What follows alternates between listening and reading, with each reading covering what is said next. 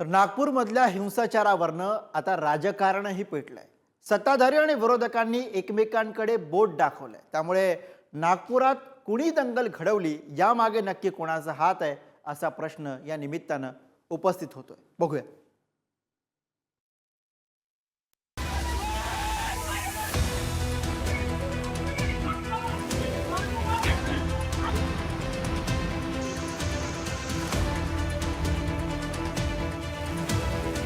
भाजपाचा गड असलेल्या नागपुरातील दंगलीवरून सत्ताधारी आणि विरोधकांमध्ये झुंपली आहे।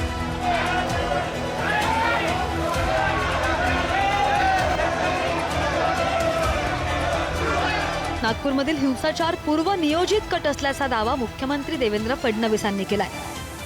जर पूर्वनियोजित कट असेल तर गृह खातं काय करत होतं असा सवाल उद्धव ठाकरेंनी विचारलाय।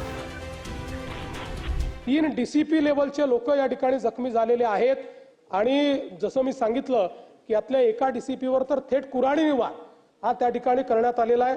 त्यामुळे निश्चितपणे याच्यामध्ये काही ना काही एक प्रकारे काही लोकांचा सुनियोजित पॅटर्न हा देखील त्या ठिकाणी दिसतो आहे। सकाळची एक घटना घडल्यानंतर मध्यंतरीच्या काळामध्ये पूर्णपणे शांतता होती, पण त्यानंतर मात्र संध्याकाळी काही लोकांनी जाणीवपूर्वक अशा प्रकारचा हल्ला केल्याचं या ठिकाणी लक्षात येत आहे। याचं कारण जवळपास एक ट्रॉली भरून त्या ठिकाणी दगड मिळालेले आहेत। आता त्याच्याबद्दल गृहमंत्र्यांचं गृह म्हणजे गृहमंत्र्यांचं घर हे नागपूर आहे, RSSचं मुख्य कार्यालय नागपूर आहे। अशा या नागपूरमध्ये हिंदू खतरे में कसा काय? मग इतके वर्ष तुम्ही केलं तरी काय नेमकं? मग पूर्वनियोजित असेल तर तुमचं गृह खातं झोपा काढत होतं का? हा पूर्वनियोजित कट तुमच्या कानावर आला का नाही?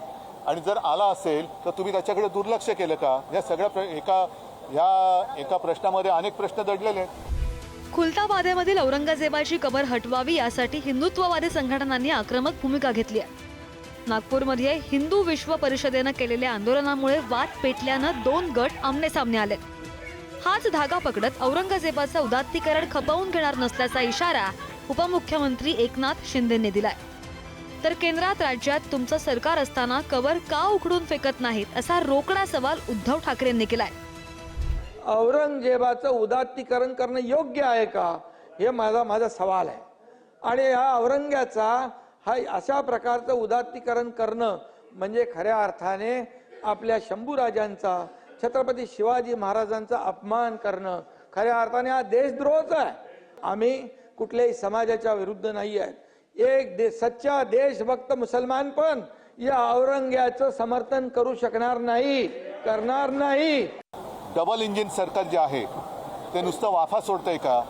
कारण मुख्यमंत्र्यांनी ही कबर उखडण्यामध्ये असमर्थता दाखवलेली आहे आणि त्याला केंद्राचं संरक्षण आहे की औरंगजेब असो अफजल खान असो, ही छत्रपती शिवाजी महाराजांच्या पराक्रमाचे पुरावे आहेत।